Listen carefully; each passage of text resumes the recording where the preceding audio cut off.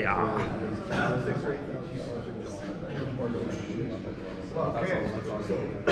Okay, everybody, we're going to go ahead and start this. I'm Dave Kochleisure, Chief Flight Instructor for SOAR Indy, and this is our 2024 safety meeting. So, first I want to start off with, up on the table here we have the attendance list.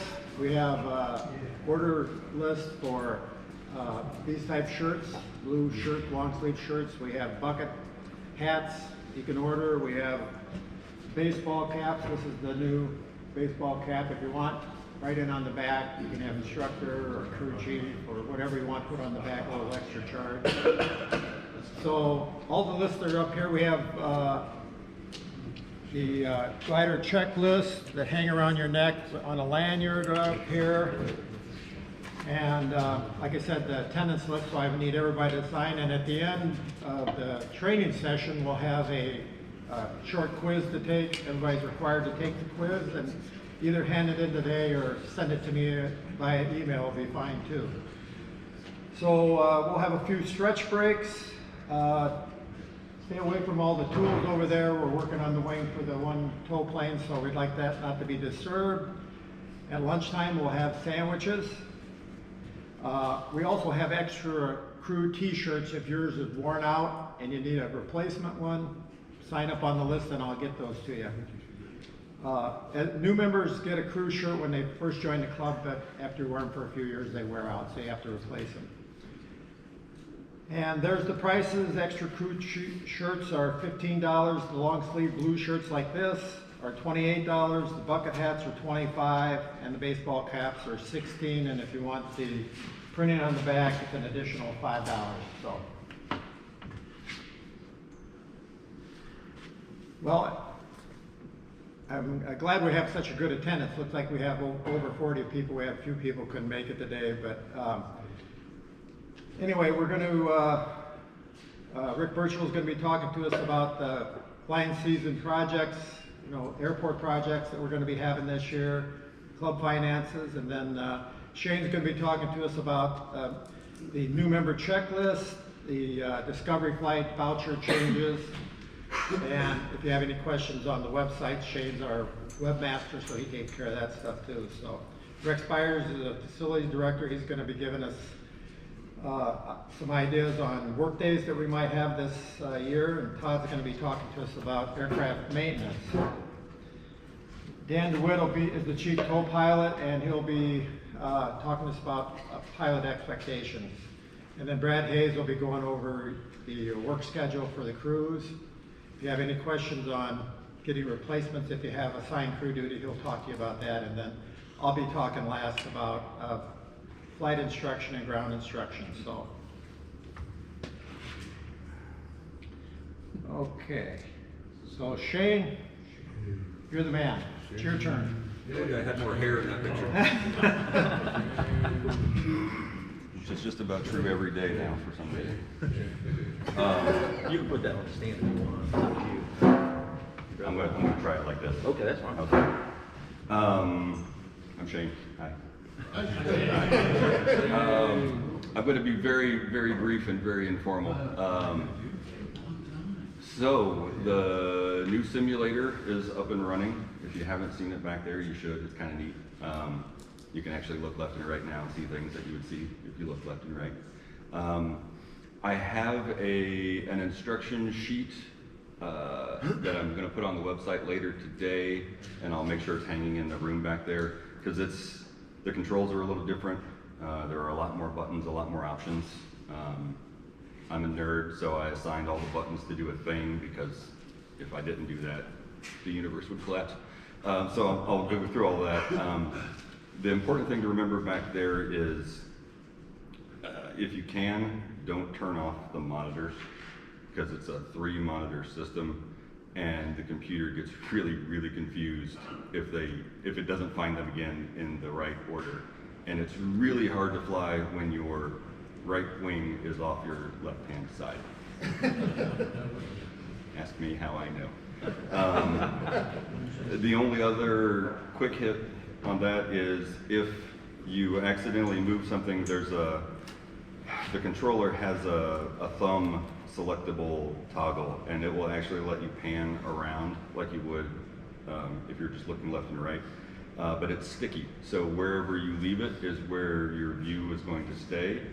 There's a red button right beside it that resets everything and locks your view back to center and zooms you out where you should be. So just remember that. Don't turn off the monitors.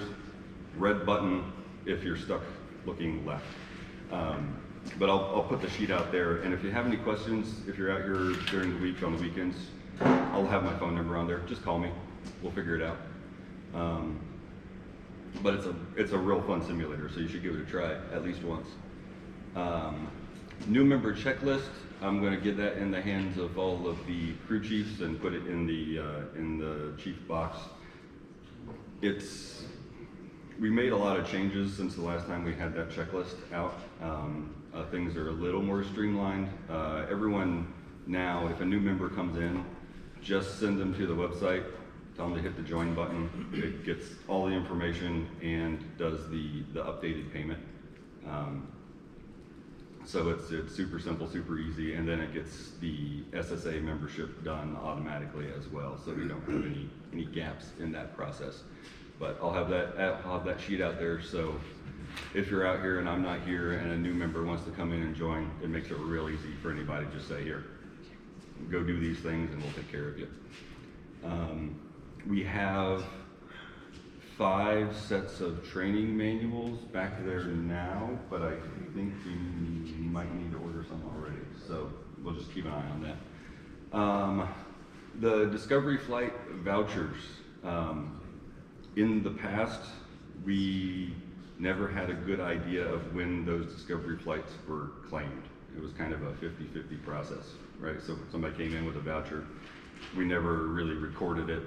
In the old days, they didn't really have an expiration date that was set in stone anywhere. We have a new system on the website now, so when they purchase a Discovery flight, it expires at the end of the second year. So they basically get 2 full seasons from whenever they buy it. It's just got an expiration date. If we would actually enforce that, I don't know, but it's at least the drive to action, right, to get them to come in and use it. Also, when you're on crew, if somebody comes in with one of those vouchers, just put their name or that voucher number in the notes field, and it'll help me, because then I can go mark it as paid, and then our accountant will be able to tell us how many we have outstanding, and they end up on a mailing list too, so if they don't use them, I can start hitting them with email reminders to come out and visit us, right? You've already paid for this experience, come get it. You're saying record that on the flight log? Yeah, record it on the flight log, just put it in the notes, just either the name of the person who purchased it, or everything will have a serial number on it too, so whatever's easiest. I know some people come in without it, and we just have to look it up on the fly, so we'll see what we can do on that. And then the website, we made some changes to the pricing a few months ago, so we've got that updated all along the website and all the steps. Christian went through and redid a lot of documentation, and so that's all out there now too. But it should just be a much simpler process, because I know especially with new member signups during the season, it got really complicated to talk through what you were being charged and when you were going to be charged, right? Because we had split payments and this, that, and the other. So should make it a lot easier. Just drive everybody to the website. And that's really all I have. Thank you for your time. Okay. All right, thanks, Shane. Hey, Shane, can I ask a quick question? I think you're the right one to answer this. Yes. Are you setting up or trying to set up the days of flights for Hoosier Village? Yes. So we've got 3 days.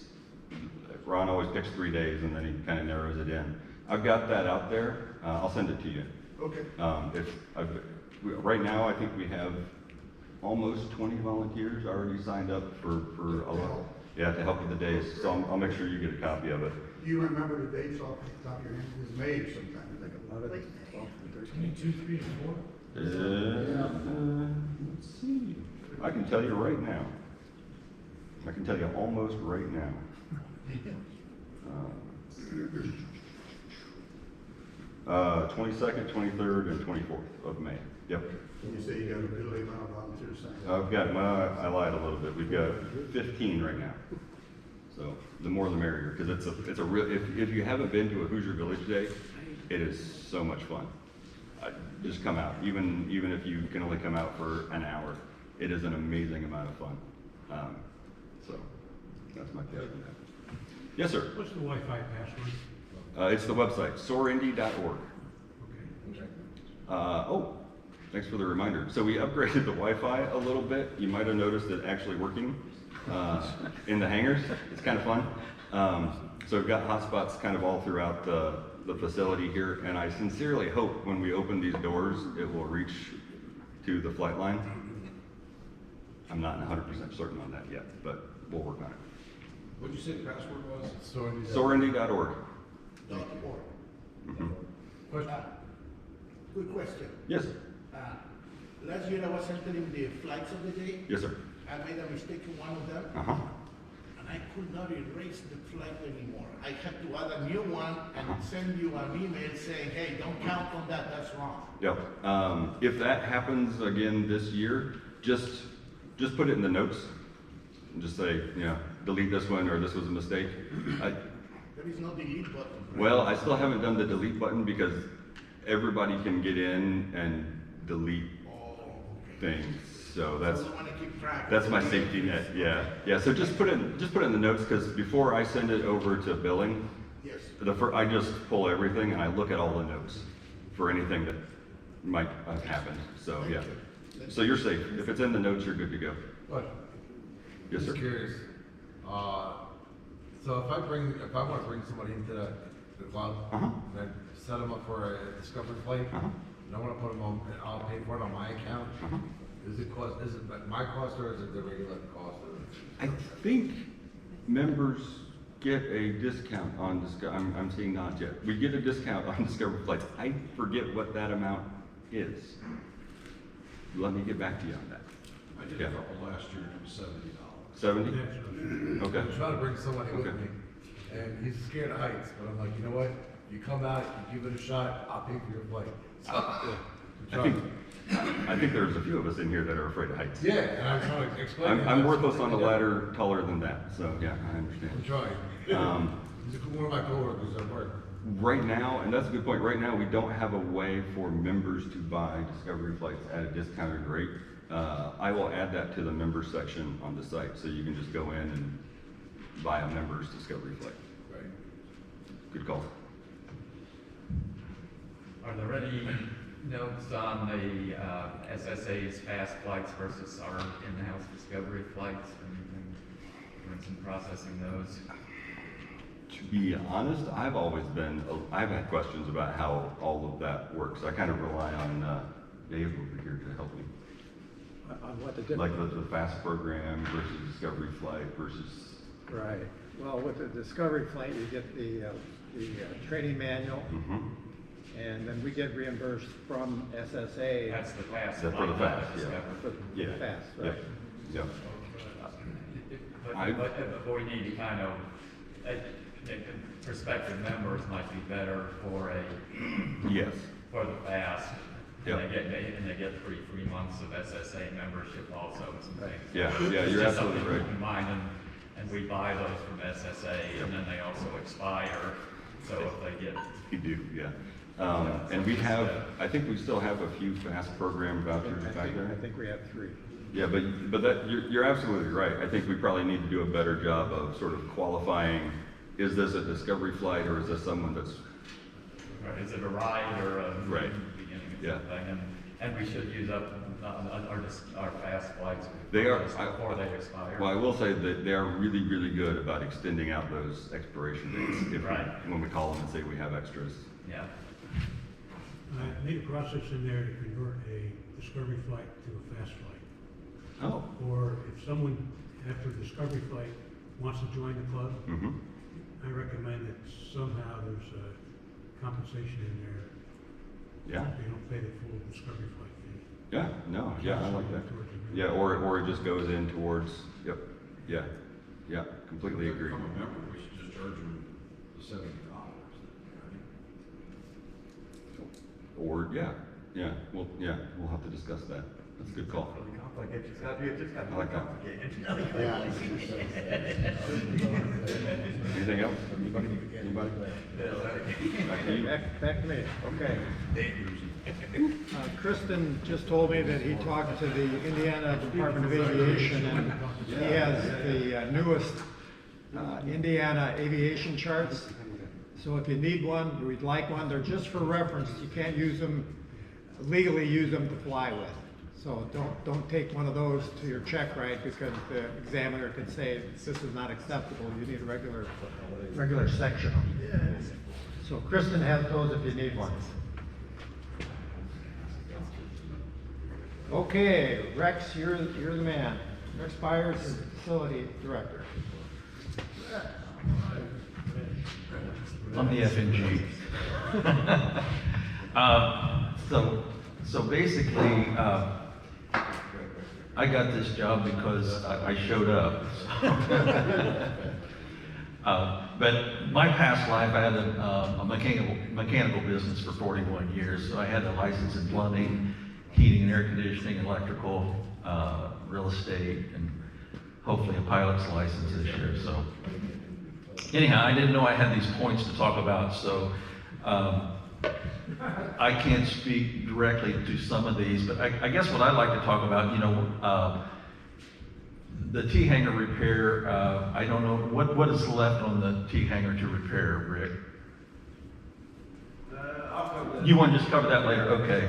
And the fuel tank and the new support and the equipment, we got all the wood out of there. I think that's going to be built. So we did get all that, the wood cleared out of the building there and a few other things.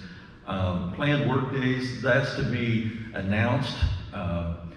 So I want to speak a little bit about our work day that we already have. I'd like to be able to give you a list of everything we got accomplished, but the longer list is everything we didn't get accomplished. And I'm a father of 3, and I have 11 grandchildren. And when my kids were little, my daughters loved this story that we would tell them, this little book we had called The Little Red Hen. Maybe you guys read it to your kids, and it basically is a little story about the little red hen, and she wants to make bread, and so she says, who's going to help me grind the grain? I won't, said the dog. I won't, said the cat. I won't, said the bird. I won't, said the cow. She says, fine, I'll do it myself.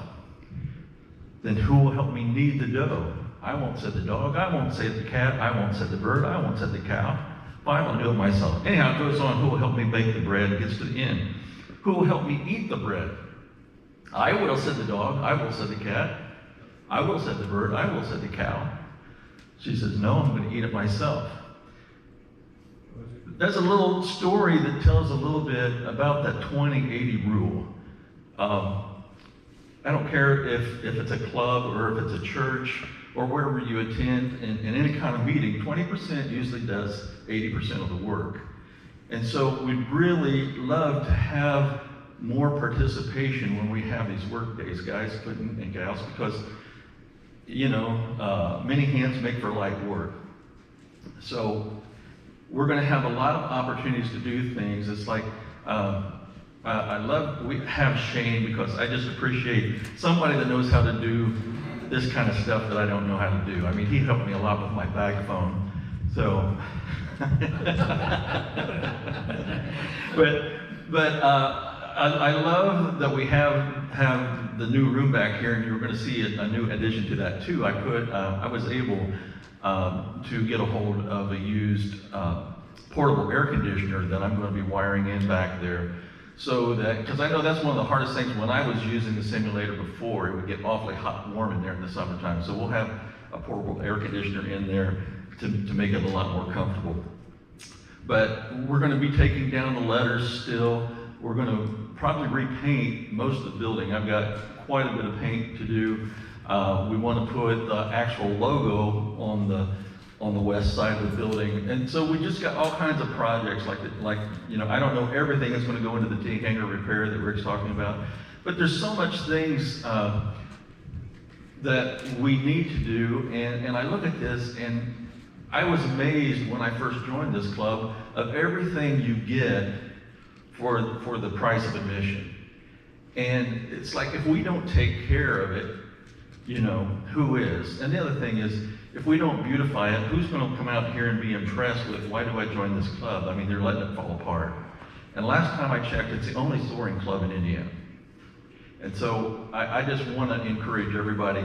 And I know Rick's going to even speak more about that. So yeah, right now we've got the farmer who's mowed here and rolled the lawn before. He's going to be mowing and everything. But at some point, we want to have volunteers step up and mow the grass and help us keep this place nice. So, you know, it's like I said, the 20-80 rule is the 20% will get the job done. But what you're missing out on is getting to know people. When you work together with people is when you really learn who that person is, and you build a bond and deep relationships that you know, they really become friends and not just another member of the club. I think that is the biggest benefit that you miss when you don't join in those work days and get to know somebody on a little bit deeper level. So there's going to be a lot more coming because you know, we don't really, you know, work days have to go around the weather and things like that. So, but we do have somebody that does want the letters on the end of the building, and so we're going to be letting them have them, but we got to coordinate schedules and weather is probably the biggest thing. So anyhow, just want to encourage you guys to join in and help in the work, and we'll appreciate that. Rex, Yes. Mark Kappas, I'm the one who found Jason for you. Yes. I've not heard anything since I put you two in touch. We're trying to keep you in the dark. No, Jason, no, he said he is just waiting on my schedule to tell him, because he said he's got a couple guys in a trailer, they'll come, they'll help us. But we're just waiting on to be able to schedule on a day that we've got the right weather and availability of Rick's lift and another bucket type, you know, tag along thing. So it's just, you know, the biggest thing about those letters is how fragile they are, and taking them down so that the people that want them really get the sign, because they could fall apart real easy. If anybody's interested, they're going to Greenwood and will be placed in Greenwood. So my friends and I were very interested in at least preserving the sign in some fashion. So it will be still there in Central Indiana. And what the other signs were brought down? Did we have somebody someplace where those are going? That's right behind you. Well, I'm talking about the actual sign. It's in the simulator room. It's in the Phase 4 it is? Okay. Because I thought we had somebody who wanted those. Yeah, the Beechcraft Museum in Tennessee wants one of the signs. Yeah. Do they just want the skin, or do they want the framework too? I think they want the whole thing. Like the one that's out here, Mm-hmm. I believe that's the one they want. Okay. Well, we've got them, they're preserved, so. Yeah, I will say when we took them down, the other one, which was two-sided, one side kind of, all that plastic's brittle, and so it kind of shattered on us. So we've got at least one side of that sign, and then this was just the front of this, and I think it's okay though. Yeah. What's the plan on when we take the Beechcraft sign down? I'm sure there's a lot of holes in the siding, and we're just going to temporarily. Yeah, I'm going to be renting a man lift for a week because it's just cheaper by the week, and then we'll be plugging those holes and using a good painter's caulk, and then I've got a spray. I'm going to just be spraying it with a bonding paint, and then the same color. Okay. Spraying over it. But my idea, and I talked to Shane about this. When I used to have, before you had all the van wraps, you know, they have today, I used to have a painter for my vans, and I would go into his shop, and he would have a big wall up here, and he would use a transparency, and so he'd take a logo or something, put it on transparency, and shine it on the wall, and that's how he would do his big billboards. And so that's our idea, is to get a projector or something and shine it up on the wall on the west side there, somewhere close to dusk, so we can at least get up there, outline it, so we can come back and paint it during the day and stuff like that, to put a SOAR Indy on the west side there. I think that would be, you know, anything we can do to make this place look nicer and get people's attention. I think you know, we've got plans that you've probably all seen that window that's in the lobby there that is totally got the seals broken on it, and so, you know, we need to get that window replaced. There's all kinds of things. I've got this next week. I've got more well drilling coming out. They're gonna be doing things with the well to try to test the water, because if you've noticed, it's just the nastiest smelly water, and we don't know if we need to punch a new hole or if we just need them to test the water and say, okay, what you need is this kind of filter, and this kind of filter, and this kind of filter. And so we thought we didn't have enough pressure, but we found that somebody put that canister filter in there, and it just wasn't have enough flow, and that's why we thought the well didn't have enough pressure. So the well has enough pressure, and we probably could just put the right kind of filters in there to take care of it, because I used to do a lot with water conditioning, and so there's they've got filters. It's called from toilet to tap, and it's literally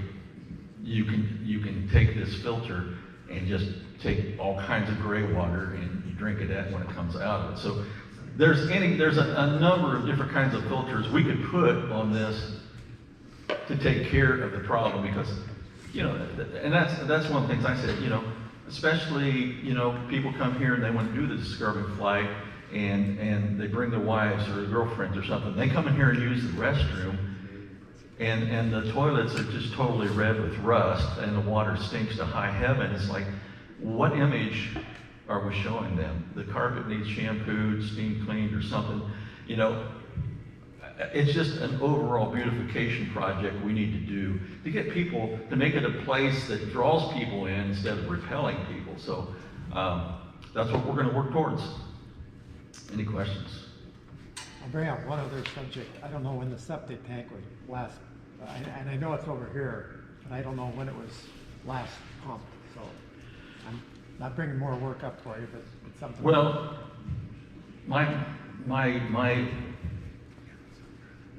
my thoughts on that is no more than that toilet is used. You know, those toilets are used. In my plumbing experience, if it's not broke, don't try to fix it. Okay. Because if it's working good, it means it's got good bacteria and breaking things down. And so every time you open it up, now you're killing bacteria and everything. So yeah, they say you should pump it every 2 years, but that works for the people that pump. I don't know that we really need to do that, but that would be my thought. Anyway. Okay, that's fine. That's fine. Okay. Anybody else though? Any other questions? Okay, Todd, you're next on the agenda.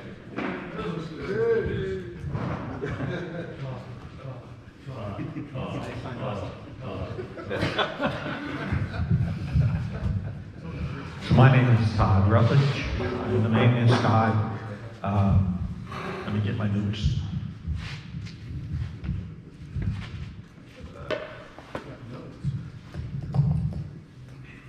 Now I can see my notes. At this moment, all of the club ships are in annual. Kevin owes me a picture of this guy's annual. To be sure, the Grove is an annual till the end of the month. Kevin plans the annual at sometime this month. We need to take the wings off to do an AD. Shouldn't be a problem, but we'll get that done this month. It'll be down for a couple of days, maybe at most, probably in the middle of the week. The 134 is an annual till the end of May. We'll get this annual done as soon as possible. It shouldn't be a problem.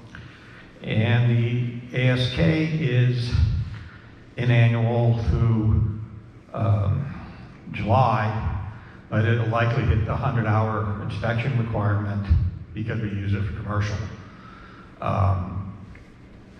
Guest rides are commercial things, and so that falls under it. The normal training and member flying is not commercial, and so it doesn't come under the 100-hour requirement. That'll probably have to be done in late May or early June, and of course I'm tracking that. It would be helpful if the commercial pilots would prefer the Grove for doing flights, and I know it's hard when the 21 is the only ship out and someone shows up and that's just 20 minutes, but it adds up. And also the 21 has the vast majority of our hours accumulated on the ships, and so spreading it out would be good. You know, if you're if you don't have your own glider and you're perfectly trained, the 134 is a really fun ship to fly. As far as the 898, it pretty much looks like it was a year ago when we were here, but it's actually, we've done a lot of work. We're pretty close to being ready to start covering stuff, and it's just a lot of coordinating with Kevin and getting it done. But my hope is that it'll be out before the end of the season. Let's see.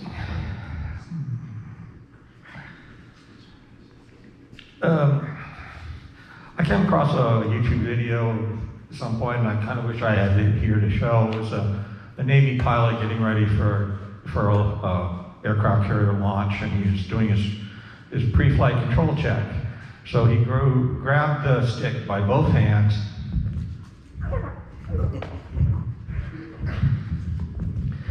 That is a perfect demonstration of not how to test the controls on our aircraft. We don't have a swarm of 18-year-olds who are ready to replace expensive parts. We don't have the budget to expensive parts, and our gliders are not designed the way a military aircraft is. So when you do your control check before the flight, go to the stop. You don't have to jam it to the stop, you just have to go over, come back a little bit, and go forward to the next stop, and back and over, just sort of test the corners. If the 21 will squeak if you jam it over to the side, because the tube is running against this little wooden block that is the actual control stop. And if you look at it, we've kind of worn a little channel into the stop. And at some point that will have to be replaced so that the stop is actually where it's supposed to be. Let's see. So,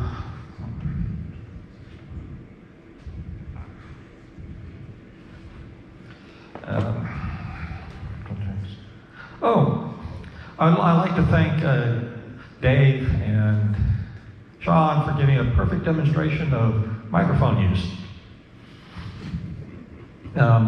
Notice I'm holding the microphone very close to my lips, and you all can hear me. Our club glider microphones, so there's kind of difference. The handheld microphone in the Grove, it needs to be very close to your lips to get good pickup. The boom mics in the 134 and the 21 don't need to be. They can be about off here, but they are really designed to pick up in a cone pointed at your lips. So you don't need to have the 21 and the 134 microphone right up to your lips. If you try, you'll probably break it. I mean, we've broken 2 of those now. And then they have to be repaired or replaced. And lastly, nothing to do with aircraft maintenance, it's eclipse safety. Many years ago, I witnessed a eclipse, and it was an annular eclipse, and I just used my sunglasses, blah, blah, blah.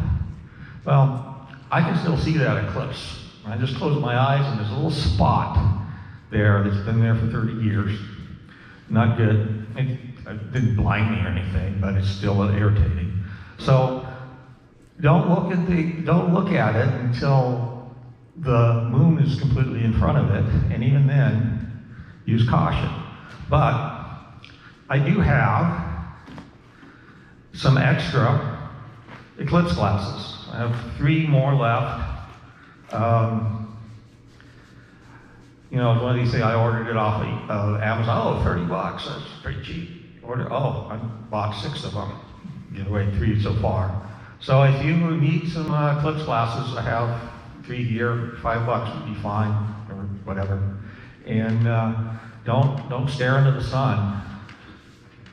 And so, if there are any questions, yes. You said you gave away free, but you made me pay for it. I had suggested $5 would be a good value. Has the automatic squelch been fixed on the Grove? You know, you're not always hearing it an open carrier all the time? I wasn't aware there was an issue there, so probably not. I'll look into it. Mario? The plane radios, they are all working just fine. Last year we had problems with one of the radios not listening but not talking. Are they okay now? My position is that most of the not talking has to do with microphone etiquette. As far as I know,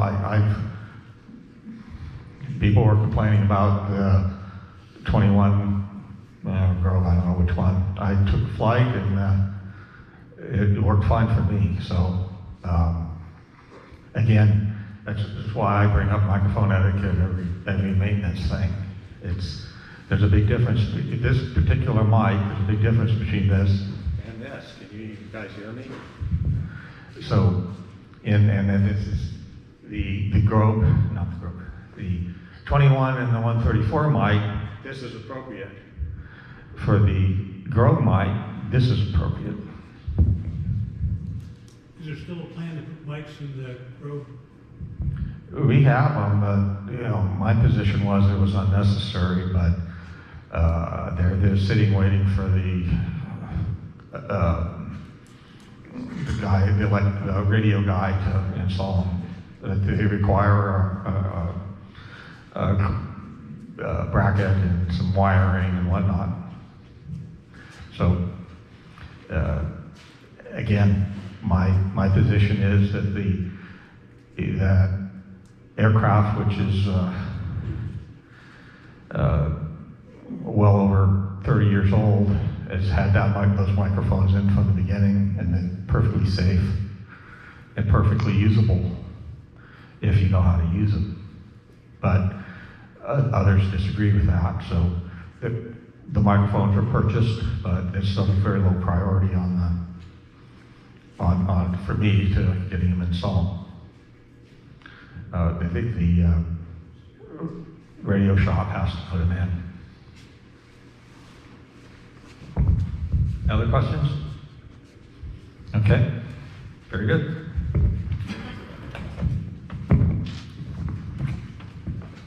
Okay, thanks, Todd. After what Todd said, I'd like to make a suggestion to the crew chief that when we get the gliders out for a flying day, that we get the Grove and the ASK out, pre-flighted and staged out there. That way, if someone comes for a guest flight, you got the Grove ready, you don't have to pre-flight it and all that. So we bring both of them out, even though it might be a day that's a little questionable, we got them available for guest flights. Okay, Chief Tow Pilot Dan DeWitt, it's your turn. Yeah, you gotta get a better picture. Yeah, that's the best. Hey, I'm just a victim of the camera. Gosh, karaoke, I didn't realize that. Free word! I've never used a mic before. Well, I'd like to welcome you all to the annual safety meeting. It tells me that you are concerned about safety and it's a top priority. It also tells me that you're aware that it's mandatory. So That's what we're going to be covering, some aspects of safety from the perspective of the tow pilot.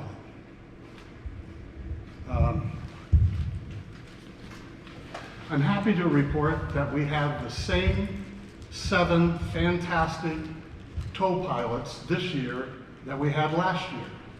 We are well equipped for towing. I think probably everyone, you guys want to stand up? Everybody recognize our tow pilots, some of the new? We've got one missing, I think. Yeah. And thank you. Thank you.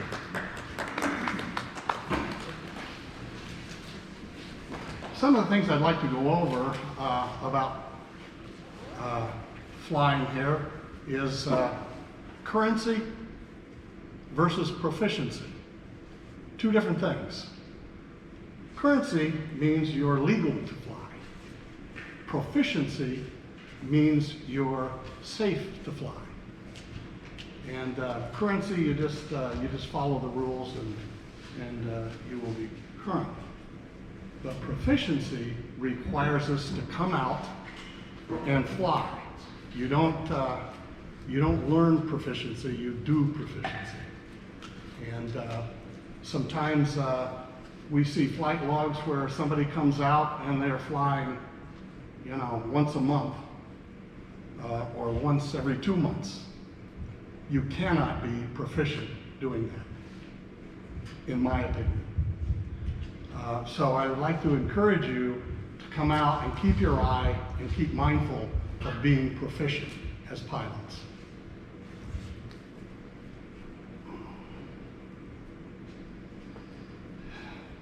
Let's see here. The launch. I'd like to go over the launch. When you call for the tow plane to start up, make sure you're ready. The tow pilot eats a lot of our dollars, and it eats it very fast setting out on the runway idling. It builds hours that all costs. We don't want to rush anything. Take your time. The instructors need to take their time, whatever is required, but don't call for the tow plane until you're ready to launch. We should start the tow plane, come out, stage, and take off. Saves money. Let's see. Checklist. Use a checklist. I don't see anybody here competent enough to avoid using a checklist. You see anybody Dave Colclaser has taken a great amount of time to create these. And everybody should have one of these around their neck before they get into the tow plane. It's important. Thank you, Dave.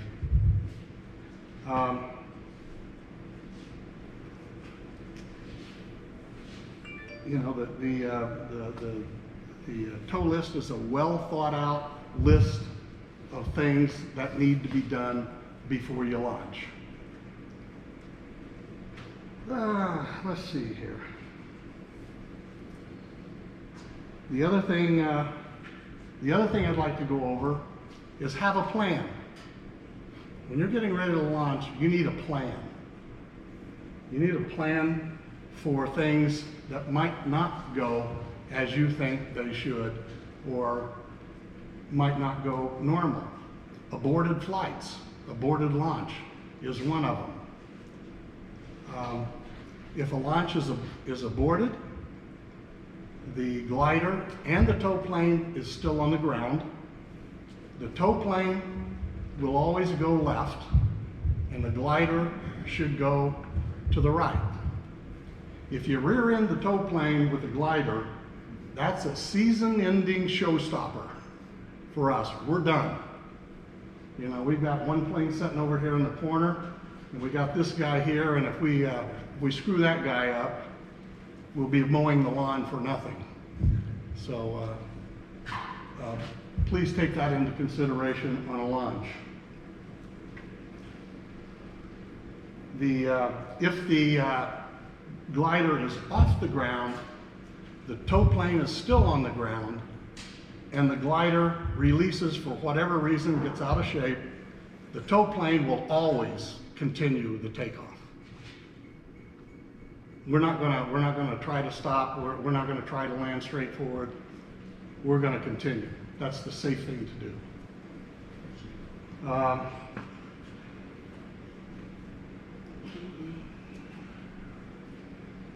The glider balloons doesn't happen a lot, but when it does happen, it can be catastrophic. As a glider pilot, anytime that you get high and you can't see the tow plane, you pull immediately. No exceptions, you pull. So from a tow pilot's perspective, when you balloon up to 20 feet, what you've done is taken a 3-axis tow plane and you've taken one of the axes. When you balloon, we start pulling back. And when we pull back and we get all the way to the back, you're gone. And that's a problem for us because our tow plane is now pointed toward the ground. We're at full throttle. And we could be, what, 200 feet off the ground, depending on when you balloon. So you need to pull immediately when you get high, if you balloon. You can go to the SSA website. There's a number of tow plane crashes there that demonstrate how quickly and how unrecoverable it is when the glider balloons. It's smoke and gas and a dead tow pilot. So it's extremely important. Has anybody ever ballooned? Everybody. Did you release or did you recover?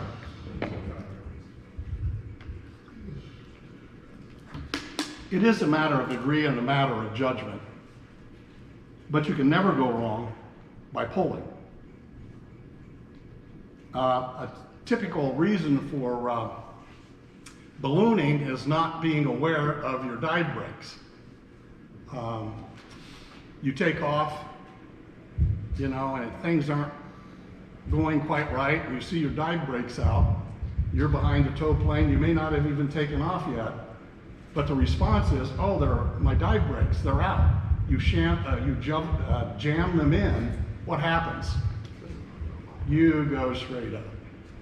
You go straight up. And you can put the tow plane pilot in a position, nose down, full throttle, with, it's arguable, but 1 or 2 seconds to recover, which many times it doesn't happen. Like I said, go to the SSA website and take a look and see how absolutely quick it is. The message I have for the glider pilots is be safe. Be conscious, be safe. If you're always thinking safety, you're more likely to be safe. Any questions? I'd like to make a comment, Dan. Sure. Another issue is being too far off to one side. If you're too far off, you should be right behind the tow plane, and you shouldn't be too far. If you're past the edge of the runway, you should be getting back toward the center of the runway, right behind, get the nose of the glider pointed toward the tail of the tow plane. Sure. It causes a problem for the tow pilot if you're off to one side too, because he's gonna lose directional control. So it's something else to be aware of. Yes, Mario. I have the habit of announcing to the tow pilot that I released, but if I don't announce it, how does the tow pilot know that I released? Just by the pressure? Don't care. I'm going on. The tow plane's going to keep going. Okay, so they don't know, do they somehow hear it, or I mean, the opposite They don't is feel the that way problem. behind them. The opposite is the problem, when they think that you already released and they start diving and you are still attached to the plane. So So, you know, what would be the best way to tell the pilot that we are actually off? You're talking about the end of the toe? Yes. Oh, well, the end of the toe, first of all, most of the time I can see you, but I don't like looking for you. But I can feel you, and when I can't feel you, and that's happened, and somewhere along about 3,500 feet, 4,000 feet, you realize that you're no longer back there. Always announce that you're off toe. Yes. I generally just thought, I say, hey, thanks for the tow, man. Yes. I mean, you know, it's pretty simple. You know, I use a lot of radio, and that way he knows that. And I sincerely appreciate the thank you. But money would help. Yeah, money would help. Okay, thank you. Any requests for karaoke? Next. Thanks, Dan. We'll have our people get paid. Okay, Brad, you're up.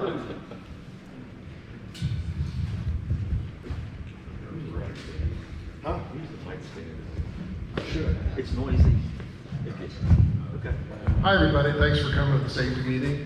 Good to see all these faces. I haven't seen since last October, basically, most of it. It looks like you all wintered well. And I want to get my Purdue hat on. Go Boilers.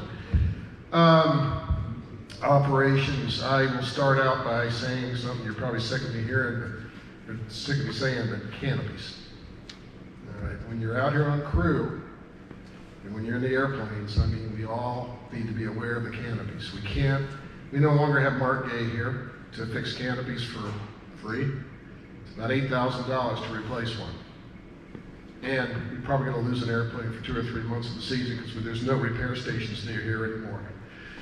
The airplane would have to go to, Pennsylvania, New York, I guess, is the closest place to get it fixed. But make sure that when you put your canopy, when you're in the cockpit, put your canopy down, lock it, and make sure it's locked, okay? And that goes if you're solo in one of these two-place airplanes, check the rear canopy too. The crew will generally, before they hook you up, say, canopy locked, look at the levers, make sure they're in the locked position. I mean, it will take an airplane out of commission for probably the season. Okay, so I think it's on your checklist, but just make sure it's locked, especially the Grove, because the Grove, you could have the canopy down and you could have the lock forward, and it's not down far enough to engage the locking lugs, because there's a thick rubber gasket around it, so make sure you push it down while you're locking, and then again, always check. The other thing, when the canopy comes open, it's very distracting. So anyway, that's, the instructors will tell you, keep flying the airplane. Don't worry about the canopy if it comes open. There's a lot of things out here during an operations that have moving parts. Obviously, we want to stay away from the propeller, but the crew chief will usually go through a safety brief at the beginning of the day and try to remind everyone that, you know, we need to be conscious of movement. Don't be in the way. I don't know if you're going to, is there a diagram, Dave, up here of the airport?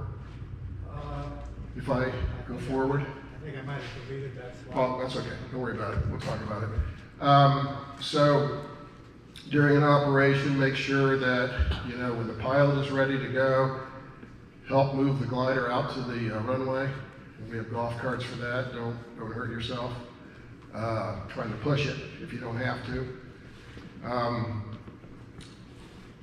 When we do operations, generally, we're going to be taking off to the east. If we've got an easterly wind or a southern wind, it just makes it a little easier to be out here. When landing, we will land against the direction of takeoff sometimes to end up near the operations area. Saves time going all the way to the end, unless it's an instructional flight, and then I understand you're trying to teach into the wind landings, and wherever you land, as long as it's safe. But we don't want to roll out on the grass, on the south grass, past the corner of this field out here. You've got the house over here, you've got the wind tee, and then there's that field that adjoins the south grass runway. Make sure that you plan your landing to stop by the end of that corner of that field. And We will have a cone out there, and we will have cones along our property line between the airport property, and I don't, what's his name? The guy's name over there, anyway, between his property and our property. Try not to get near that line if you can help it. We don't want to have a wing over in his property. There was an issue with him being startled by a guy that came pretty close when he was mowing last year. So we need to have good relations with that guy, because so far so good. If you are landing, if there's an airplane staged, and you normally would maybe take the hard surface to roll up here, don't do that. Don't ever land on a runway that is obstructed with a glider, a golf cart, or anything, because it's just an invitation for a collision. Let's see. I guess does everybody know when they're looking at a tow rope, what to look for to make sure the tow rope is safe? All right. If you do look at a tow rope and you see frays, there's always going to be some frays, and you're not sure, draw it to the attention of the crew chief, and he'll take a look at it and make sure that it's okay. And always be looking for knots. You know, we walk the tow rope at the beginning of the day, but when a glider releases from a tow rope, that rope will sometimes coil and put a knot right in it because it's under tension. And you just need to examine that rope before you hook up a glider to see if there's any knots. Sometimes they can be halfway down the rope. You know, most likely they're going to be towards the tow hook end of the rope. All right, signals on the ground. Obviously, Dan talked about the tow plane. When the tow plane's sitting up there on the stub and the pilot's ready to go, this is generally the signal to the tow pilot. Okay, go ahead and start the engine. We're ready to go. But don't do that until they are ready to go. All right. For the new people in the club, there's the Wing Runner course, and I think it's on the SSA website. So I'd encourage you to go on there, view and do the Wing Runner course, and if you have any questions at all during operations, there's no stupid questions. Ask the question. You know, there's those of us who have done this a long time, and if you're kind of new to it, there are some things that you may have questions about, so ask the question. All right, I just posted the flight schedule. I had to update it. Luigi, welcome aboard. I put him on crew number 3. And that's not the only change that was on it. But on crew days, if there's a day that you've got a family reunion, you've got something going on, we all have lives outside of the airport. Well, some of us do. And, you know, try to make a call or email out to the members. There's on the website, for those of you that are new, there is a section when you log in where you can actually email all of the active members with one email. It's basically you copy the list, paste it to your email, send it. I can't perform my crew duty this Saturday or this Sunday, whatever date it is. Anybody want to swap with me? And generally somebody will. All right. But just make a good attempt to find a replacement if you can't be here. All right, operations terminated for the day. This is kind of left for interpretation, but I had a picture that showed 11:45 in the morning, total overcast gray, and it says operations canceled. And then the next picture is 12:15, Q, blue sky, and we generated, last year we generated over $10,000 of income to the club on guest rides. And thank gosh, because we didn't really have a lot of flying from the members, but I think we probably made $7 grand on the guest rides last year. Is that about right, Shane? Yeah, about right. I figure we cleared about $70, $80 on the guest ride. That was very important for the club. They seem to be increasing. We're going to have more this year for sure. You know, it's pretty active with these people calling up and wanting to fly. Yep. So I'm going to suggest, it's not in the bylaws or the operations thing, I'm going to suggest that on a day that the weather's questionable, not certain. There are certain days when it's gonna be raining all day, and you know that, right? But on days when it's questionable in the morning, I'm gonna suggest we stay till 2 o'clock. Because if the weather's gonna clear, it's gonna clear by then. We've had guests show up at 2 o'clock, 3 o'clock, whatever, when operations were canceled. So I hope you guys, I know not everybody wants to be here all day if they don't have to and it's raining, but generally there are days it's questionable where it's, you can see on the radar that it might blow through, it's gonna clear. I'm gonna suggest to the crew chiefs that they keep people here till 2 o'clock. Okay? Other than that, you know, a lot of things will be covered in the safety briefing. Golf carts are gonna be kept in the T hangar this year. They're not gonna be in these hangars ever. Well, except for that one. Guys that talked before me, and our two trustees, Rich and Todd Hurley, they didn't speak or say anything, but they're on the board, and every one of the board members, you just can't imagine what they've done.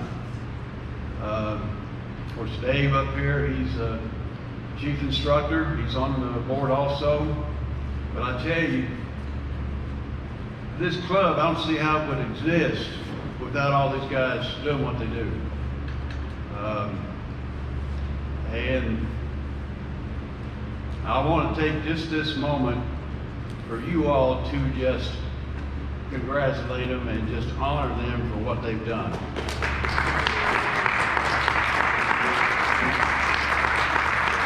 I really appreciate what they do, and it really doesn't matter when it is or where it is, they're always available to help. And I just want you to know that because most of you don't see it. You don't hear about them, they don't toot their horn, they just do their job and they take care of things. And all of them that spoke up here, it came from their heart because this place means something to them.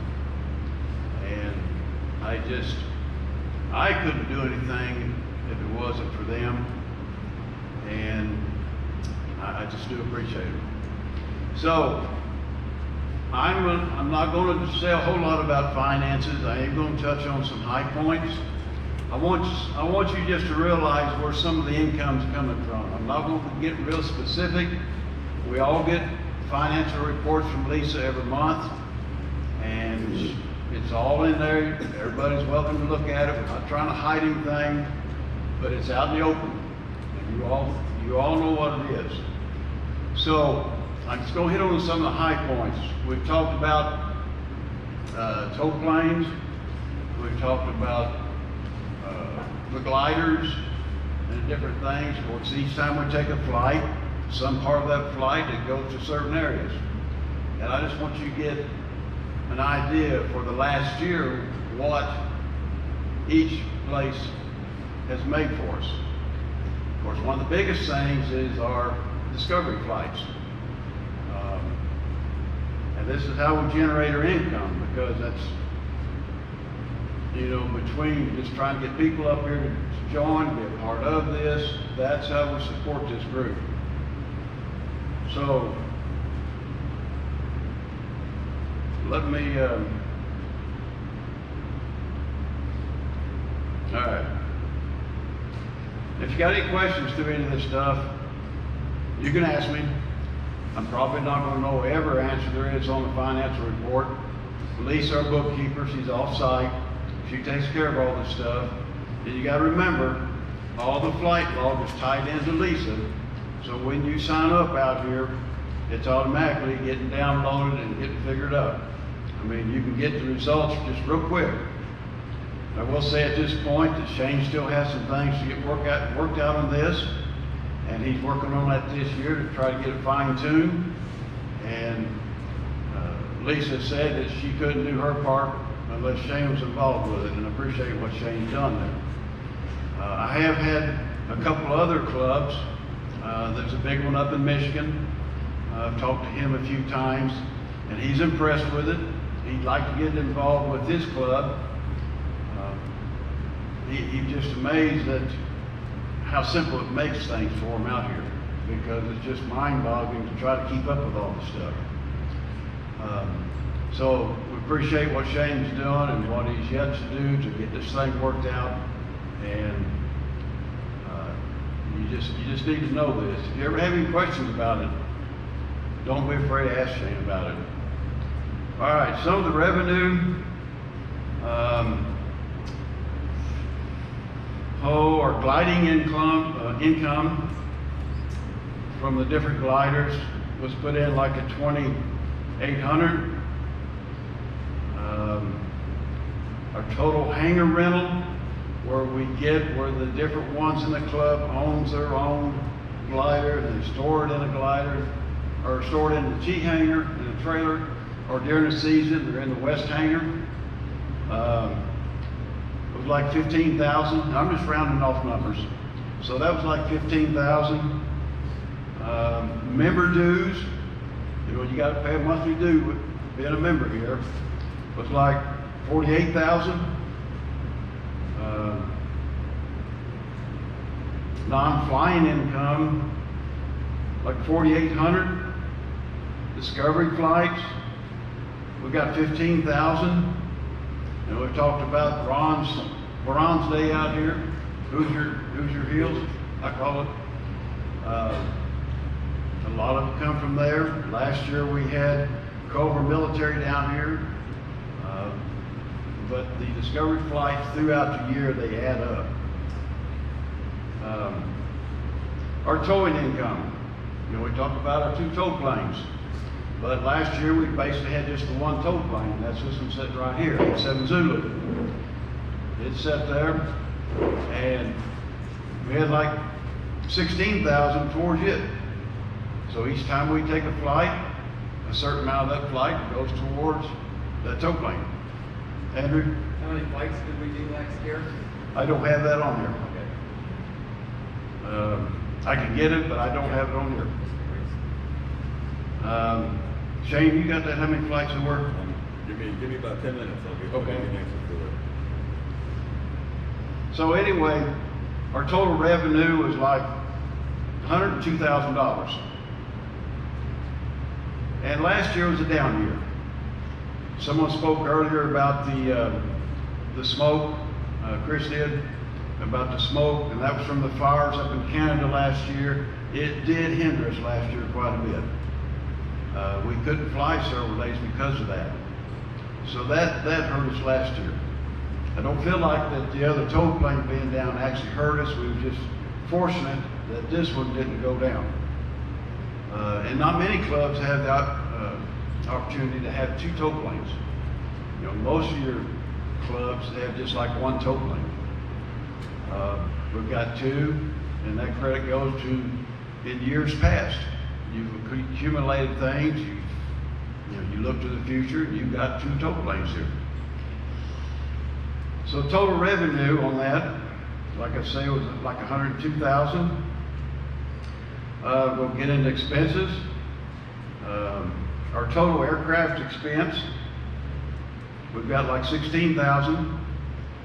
I will say that the money that it took for the T-hangar and even for repairing this tow plane here got capitalized.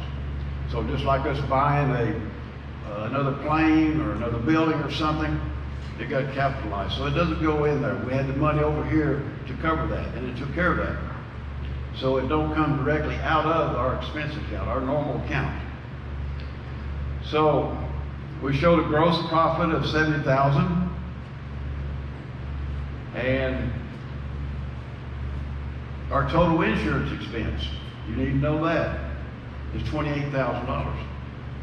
Now, that's a lot of money for insurance. But I'm going to say this, each time we have a member that joins, the board and any member is covered with insurance. It's not that much, but you are covered as long as you're up here on our operations and working. Okay? So when you join this club, your dues, this is partly where it goes to, is to the expense of insurance. Okay? If it goes to that insurance, something happens, we're okay. We just finished going through a little mess we had an issue, had to get the insurance involved, we got things taken care of, then it was good to have the insurance, I'll tell you. But we was okay on that. Now, it's just like your house. You go out and buy a house, you go out and buy a car, you are gonna have insurance more than likely. You're gonna take care of that house because it's yours. Well, you know, if you join this club, you joined it because you want to fly. And you're going to take care of it. And part of taking care of it is having insurance here.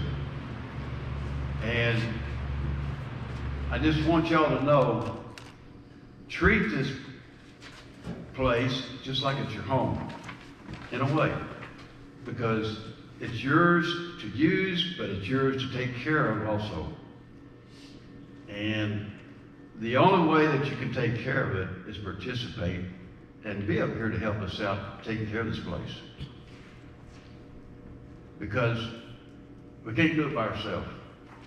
The board can't do it by themselves anymore. They just can't keep it up.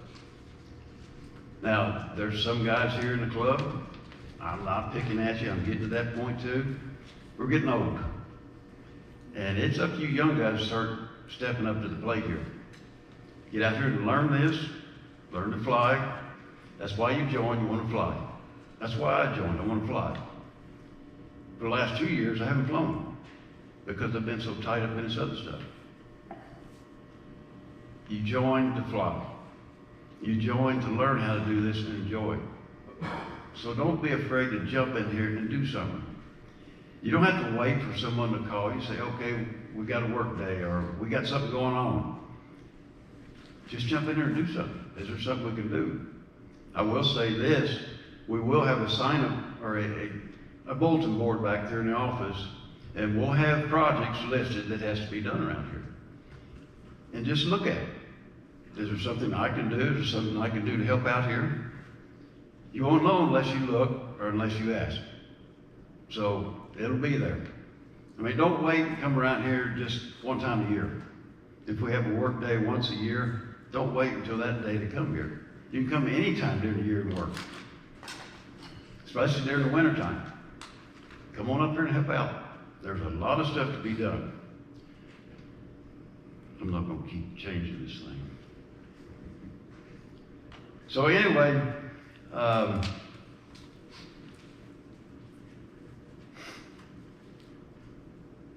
taxes for this year, they're all ready to file. Or everything is already put together. It's sent over to the accountant. We've got a new accountant that's over in Muncie. In fact, she bought a ride. She's taken a ride, and I think she bought one for one of her kids. Then her partner in the firm, she bought a ride. She didn't know we did it. She didn't know he was here. The accountant didn't know it. Now the lady that's the partner, she used to be a ferry pilot for up here at Muncie Airport. And for years, I guess she would go down to Florida and fly the planes back. So she had her pilot's license, but it's been so long since she flew, they've expired, she said. But she wants to come out here and get in a glider. So they've bought Discovery rides already. So,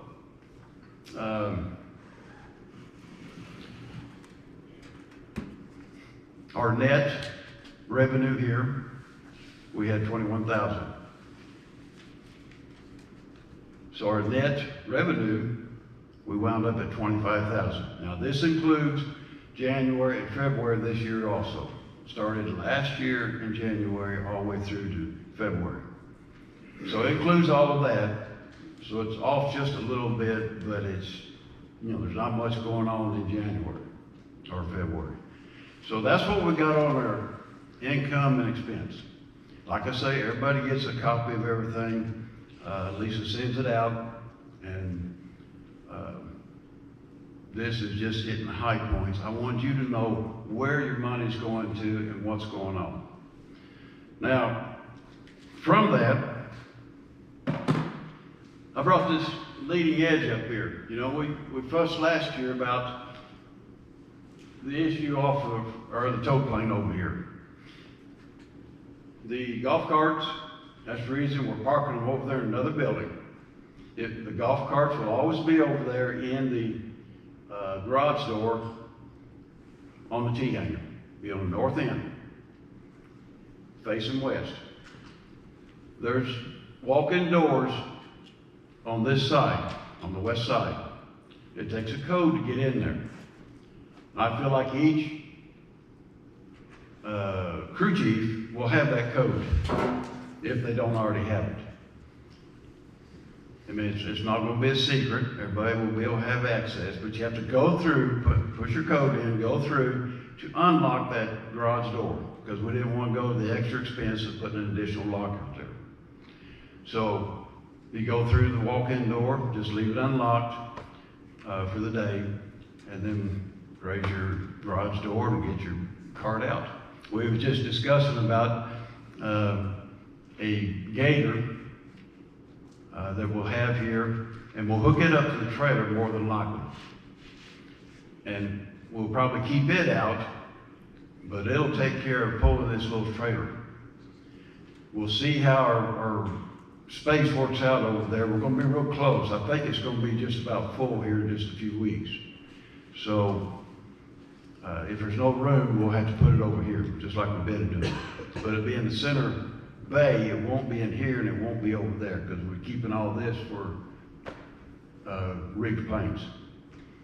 So, we've got that, but this leading edge is the old one that was on there, and all the circles I've got drawn up here is where golf carts and different things have run into it. And it damaged it. This is just one section. Just real quick, I could come up with the other one, but that's the result that we seen the damage from.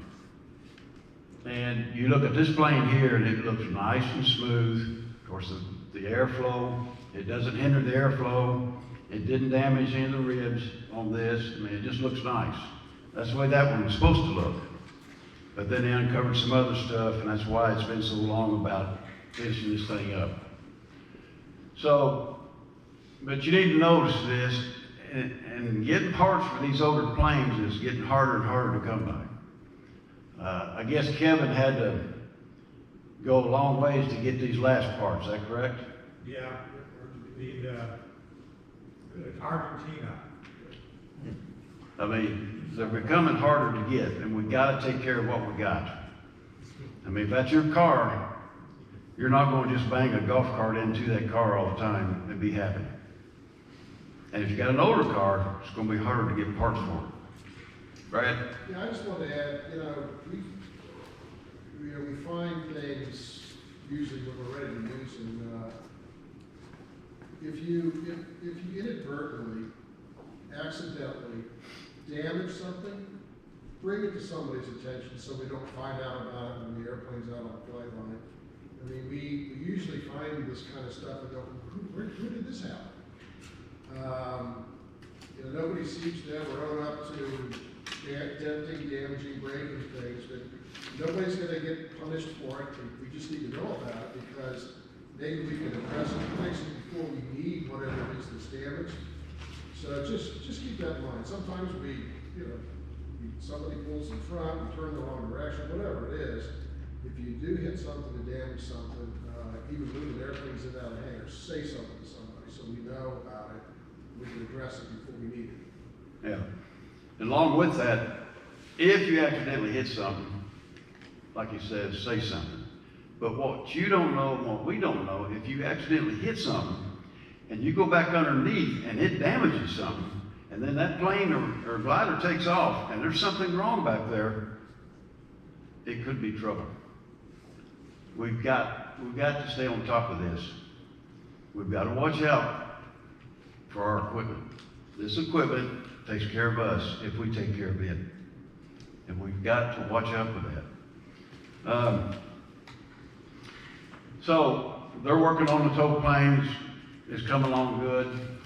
I will just say real quick, as far as all our expenses, the last bill come in, it was like $7,000. That's the only thing, as far as I know, that we still owe on the repair. We've been paying for it as we go. So we're not, you know, we've been staying up to date on it, been staying current. And Kevin's been real good about giving us, you know, as we go, receipts. So we'll move on to our next thing. Rex was talking about some things. We talked about the T-hanger. I know it's been a long, drawn-out process on that. I work too. I'm not retired. I've still got to work. I've still got to pay my way. And I couldn't be up here all the time.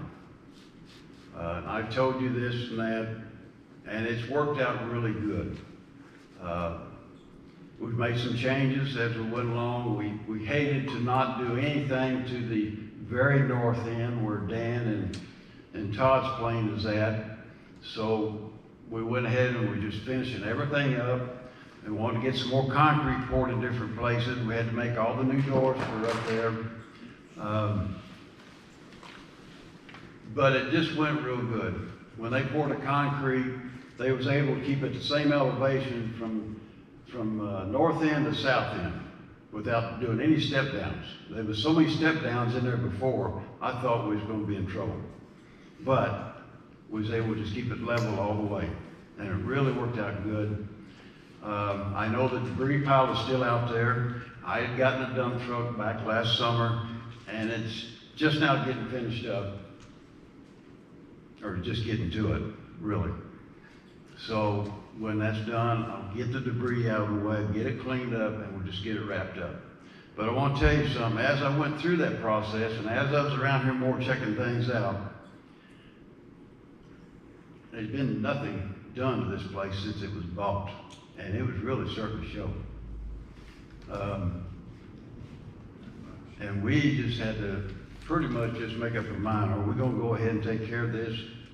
And just jump on this thing and get it taken care of while we're doing it. Because like I just told you, I haven't flown in 2 years, and I didn't join this club just to work up here. I work enough at home that I don't need to be coming here all the time. I want to come up here so I can enjoy something and try to relax a little bit. And I'm not going to keep it up.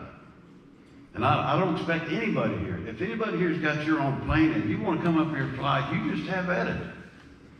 Because we want you to. But we've got to take care of our stuff too. And it's going to take everybody doing it. I don't mind bringing my equipment up here and using it up there if I need it. I know it's helping the club out. I got my lift sitting out here now. I'll load this debris up, get it hauled off, and I'll be okay. But there's going to be a price to pay for us to take care of this stuff. Now we've got both hangars in the office has got a new roof, got all new metal on it. The T-hanger's done. We've got just a little bit of concrete to do. We got the steel welded up on the framework for the fuel building. Now, you might wonder, well, why are we doing that steel building, or that fuel building? Well, I tell you what, if we would have a spill out here from this fuel tank, and it started running down, it's gonna go straight across the road, gonna jump in a fuel tile, and it's gonna empty out in a drainage ditch up there close to Alexandria. And if that fuel gets down there, we're gonna be in trouble. Now we got a double wall tank sitting out here. Might not be quite as big, but we don't need one as big. So we got that double wall tank right now. And having that tank, that means that, you know, we're covered in case some kind of spill was to happen. Because that's the purpose of the double wall tanks. We've got the other tank sold. As soon as we transfer the fuel over, the farmer's gonna come get it and it'll be out here. Even talking to the planning commission, we talked to the fire department, and they all really appreciate us doing that, putting that fuel building up. We got to make it where it's pretty much an open air building. We'll keep all of our fuel out there. The fuel will not be stored in this building anymore, so that fire hazard will be out of the way. So that's where we're at on that.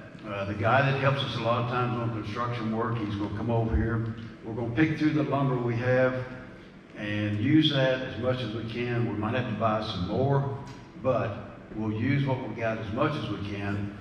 And if we can get some help to come over here and help us put that thing together, it would be greatly appreciated. But the G-hanger, we're working on that just to finish up some odd and ends. He come over there and finish sealing things up. We've got to put on the bottom of the doors, we've got our seals we put underneath there. We've got to just staple that up on each door. Just little odd and end stuff like that. You know, help. Just come help us. The signs, we went ahead and jumped up here and got these signs up. We still got to clean that up a little bit. The chains are still out front for that sign. We still got to get them out of the way. The big sign out here on the west end, yeah, we're taking that down. Yeah, they're going to have some people here to help on it, but it wouldn't hurt for us, a few of us, to be around to help out. If you've noticed out here on the canopy by the runway, it's a disaster. Well, one of the paragliders, I guess he got a gust of wind and threw him into it and he damaged it, tore it apart. He said he'd come up here and help us on it, and he would. But we got to put that thing back up. Help. You know, help us.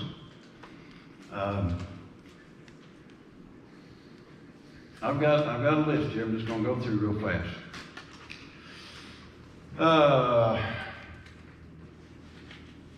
We talk about the, what do you call it?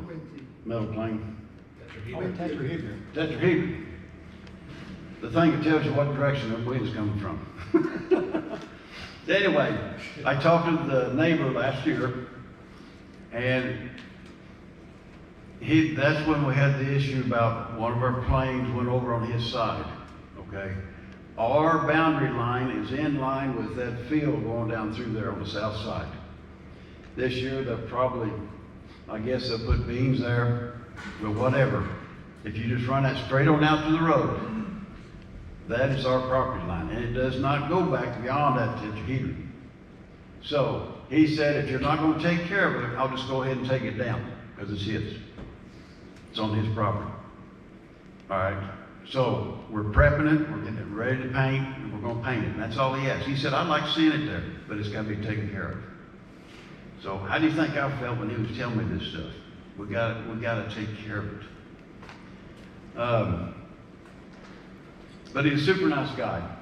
He's fine. But it startled him when that plane was coming towards him. He was out there on his mower and he looked up and there it was. Okay? We got to pay attention to that. We'll have some cones out there to sort of mark that boundary, but don't go over there. Because if he's over there mowing, let's don't go over there.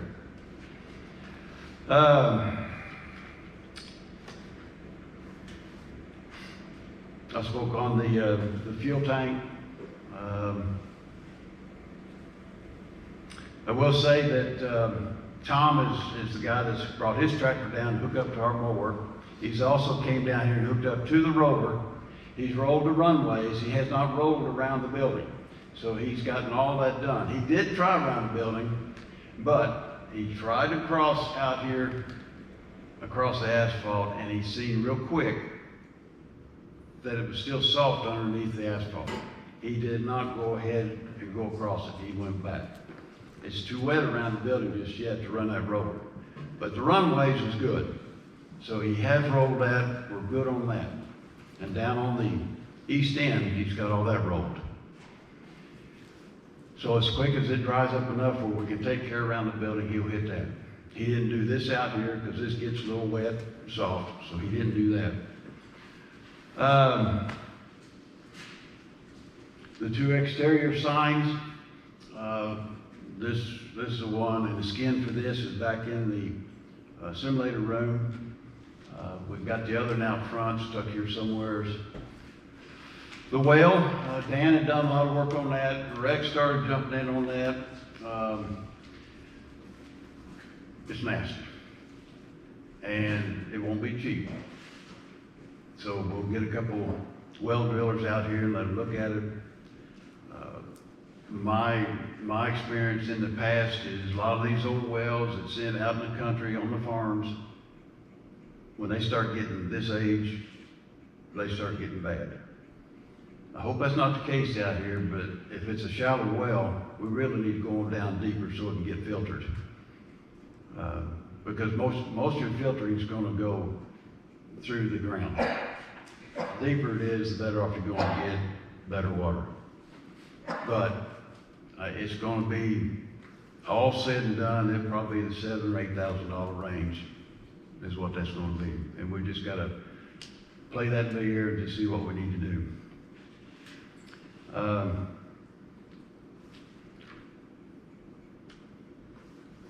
So let's see.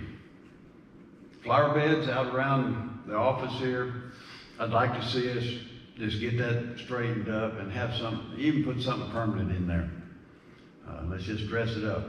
The glass window out here, the glass company down in Anderson has the glass for us, and he will come up here. The construction guy, Tim, he will come up here and put it in. He put our other ones in. I'd like for him to do this one also because I know his work is good. Not that they're not good down there, but I know he's good. And he won't hit us up real hard on expense.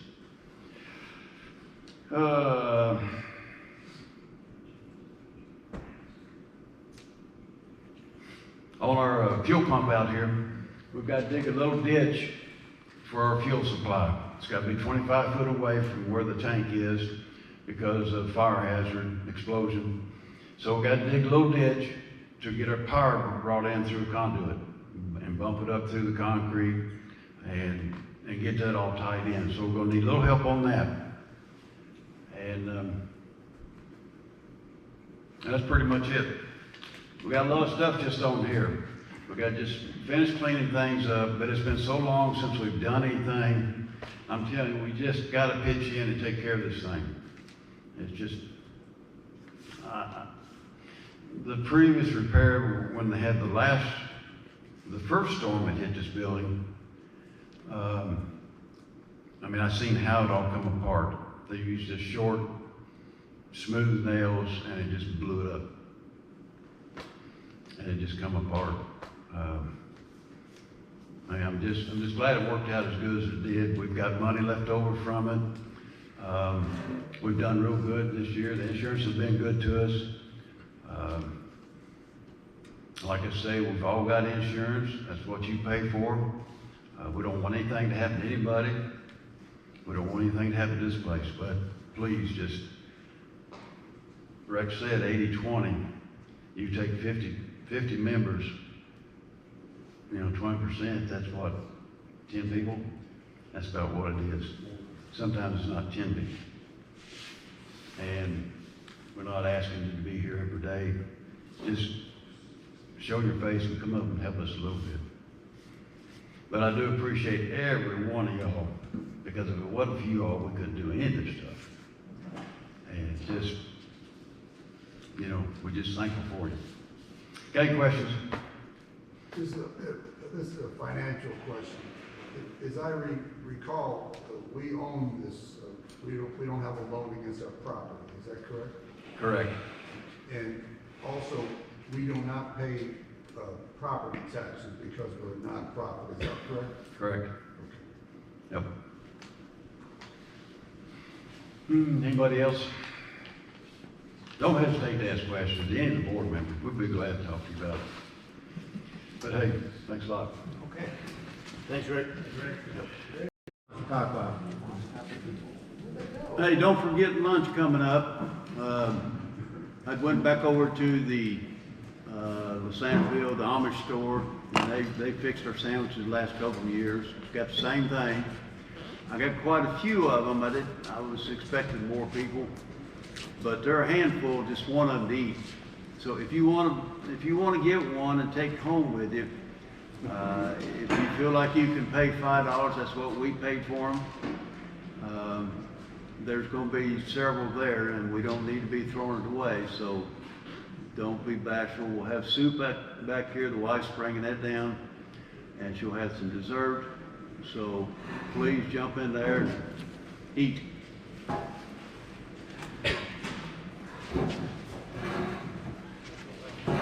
Okay, I need everybody to make sure you get signed up for the attendance list and grab yourself a quiz.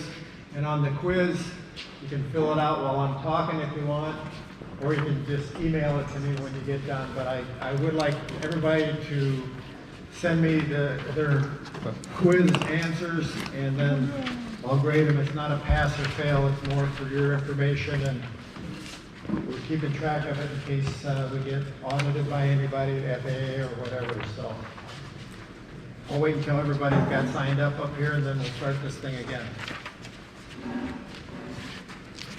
Just give me the answer sheet. Okay. Just give me the answer sheet. Hey, man. The answer key? The answer to It's a little tiny P about that big. Oh, it's not that big. Well, little, I said little and tiny. Oh, thanks.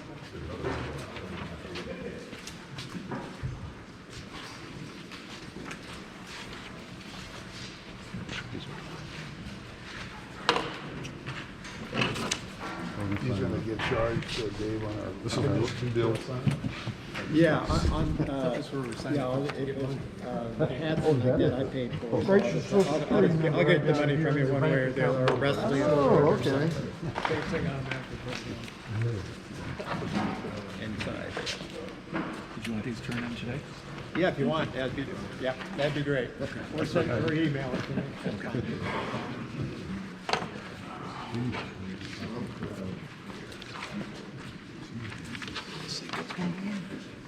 I don't know.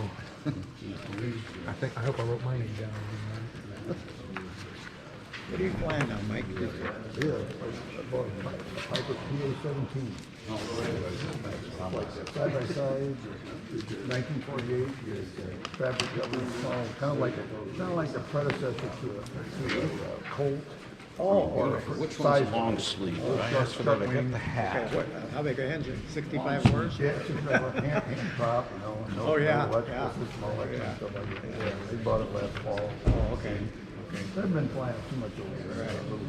I haven't been flying at all because the RV, we had to replace it. We're cutting the annual on it, and I had a wood prop and started laminating, so we bought a new prop, composite prop, that was $5,200. What do I pin that?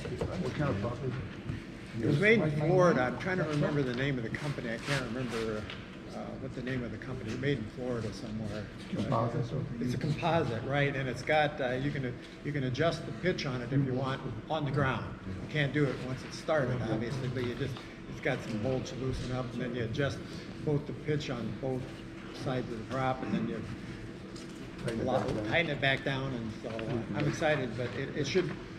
We were at the last, we thought we were going to get it done here last week, but then he went to sign the attendance list and any other things you have here. And we'll go ahead and start this. Okay, safety is number one at store ending. If you see something, say something. Whether you're the oldest guy in the club or the youngest guy in the club, we listen to everybody. We can stop, anybody can stop operations at any time. It's a few seconds saved is not worth the cost of safety. Okay, first thing we're going to talk about are checklists. Checklists are mandatory. Take your time. There's no need to rush. If you get interrupted, start over. Traffic pattern communication. I'd like a minimum, especially for new students, but it applies to everybody. I'd like a minimum of two transmissions per aircraft. So when you're at the IP inbound, announce that you're at the IP, and somewhere else in the pattern, either downwind to base or base to final, call again, but make at least 2 transmissions so the students can hear you calling in. It helps them learn what they need to say. And one of the important things is see and avoid. So if you're on downwind and someone says, I'm at the IP inbound, once you turn base, you should be looking for that aircraft, looking toward the IP. And if you don't see them, say something to them. Ask them again. Say again your position. And you have to come up with a plan. If there's 2 of you in the pattern, you need to make a plan. Who's going to be first? If it's obvious you're on base and they're on downwind, you're going to be the first one to land. But if you hear or if your tow plane calls in on downwind, get your eyes out there looking for that tow plane he obviously can orbit out there and you have priority over him because you're unpowered. But get a plan together with the other gliders and or tow plane in the pattern. We can, if we're landing on the south side grass to the west, if you have to, you can land on the hard surface. And if there's other airplanes on the another glider already on the south side grass that's landed, you can land on the hard surface. And if you have to, you can always land on the north side grass, but you got to make sure you're clear of everything and be constantly aware of where the other aircraft are. Use the radio. Positive transfer of control verbiage shall be used every time that control is transferred. So, for example, if I'm flying the glider, if I'm instructing in the glider and I have control of the aircraft and I'm getting ready to transfer control back to the student says, I have control, I repeat back to him, you have control, and the student says, I have control. You want to use that every time when there's two of you in the cockpit, either a student and instructor or two pilots. If you're transferring control back and forth, you need to use that verbiage. And each of these things I'm going to be talking more in depth as we go along, but the acronym STAR, and the one I'm talking about is not the FAA STAR, but it's an acronym I learned from when I worked in nuclear power. It's called Stop, Think, Ask, and Review. And I'll be going over that a little farther. Okay. For 2024, we have 3 full-time instructors. So what we're going to do is every Saturday there'll be an instructor for the whole day Saturday. On Sunday, every other Sunday, there'll be an instructor, but because we just have 3 instructors, we're going to have every other Sunday there won't be an instructor. So if you need an instructor, you're either going to have to fly on Saturday or every other Sunday. As far as scheduling the instructors, you need to go into Flight Circle, and you'll see in the Flight Circle for the particular day you're looking at who's assigned to be the instructor for that day, and you need to sign up with that instructor. If you want to fly with another instructor, you'll have to look through the calendar and find out when the other instructor is available. I'm available during the week for instruction. If you want to fly during the week, get a hold of me and tell me. We'll look at the weather, see which day is the best, and then I'll have to arrange a tow pilot to come out and possibly someone else to help crew if you're going to fly during the week. It's a little easier to get instruction during the week. It's just a matter of getting a tow pilot. So, okay, checklist. Pilots use aircraft checklists to prevent complacency by following every step to ensure aircraft are correctly configured for every phase of flight. Missteps and incorrectly remembered steps have contributed to many aircraft accidents. And that's why I made these checklists and get one. There's plenty of them here. If there's not, I'll make you another one. But it hangs around your neck, and then you can, it's upside down, but when you're looking at it this way, it's the right side up. So they got the before takeoff checklist and before landing checklist. And make sure you complete every one of those steps, because if you forget one of those steps, that could be the step that bites you in the butt. So if you get interrupted in the middle of doing your checklist, if you're on the ground before you take off and you get interrupted, the best thing to do is start over. If you can't remember where you were at, just go ahead and start over and do it all again. And take your time. Don't let the ground crew rush you. If you've already told the tow pilot you're ready to go and you get interrupted, he's going to have to sit there and have the tow plane running for a little bit. Take your time. Remember, as you're going through the checklist, once you get to the point where you actually have the ground crew hooking up and they hook up that rope, you have to be ready to fly that glider at any point, because once the rope's hooked up and the tow pilot looks down and he bumps the throttle with his hands, you're going for a ride.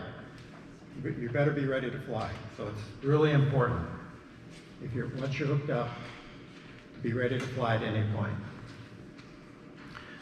So here's a copy of the checklist that I have here, before takeoff checklist.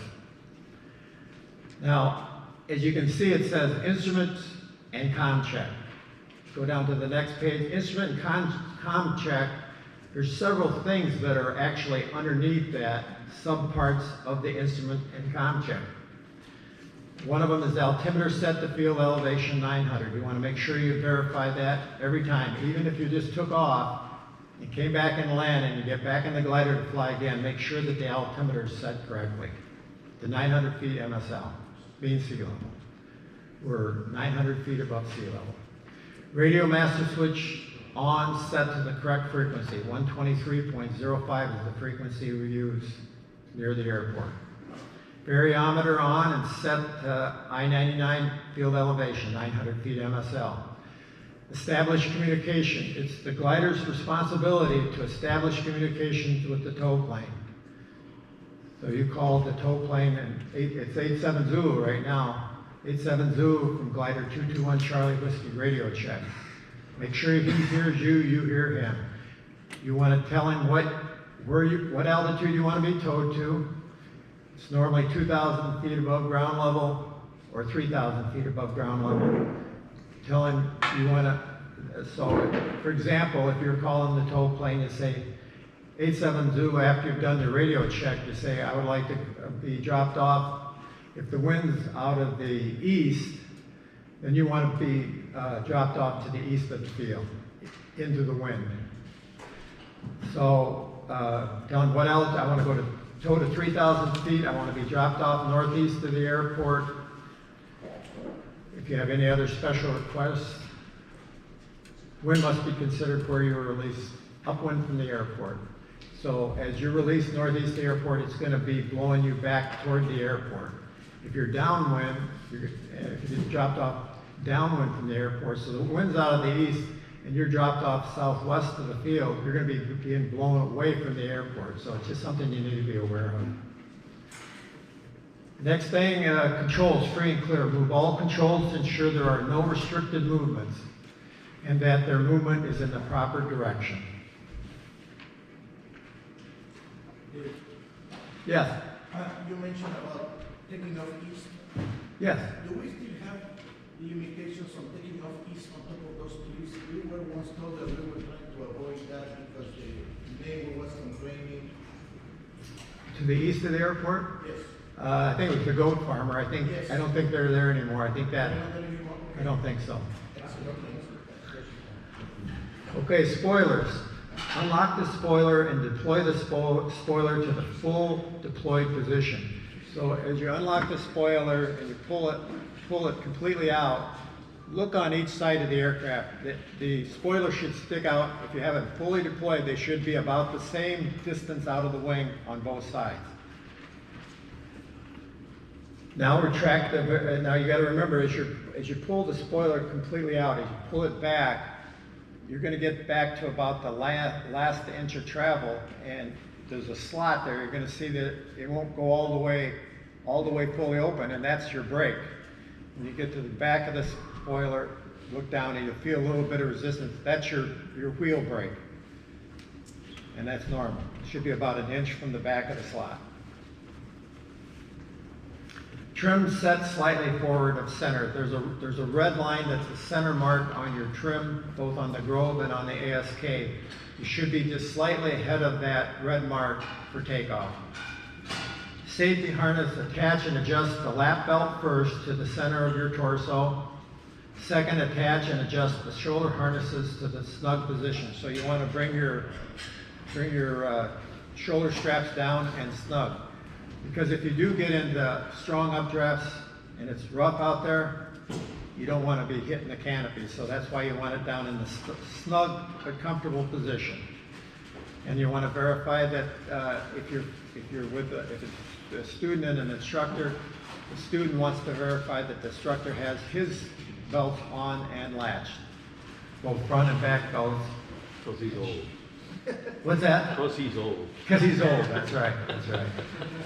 So check wind direction and speed. So let's say we're taking off to the east. We can see the windsock on top of the T-hangers here, so we can verify that the wind's, what direction the wind's coming out of, approximate speed depending on where the windsock is. And then you look to the right, you can look at the tetrahedron. and verify that. And as you're on your way up to the airport to fly for the day, you should be dialing in the number for the AWAS at either Muncie or Anderson, so you have an idea of which direction the wind is coming from before you ever get to the airport. So just kind of correlate those three things in your mind: AWAS, wind direction and speed, windsock, and tetrahedron.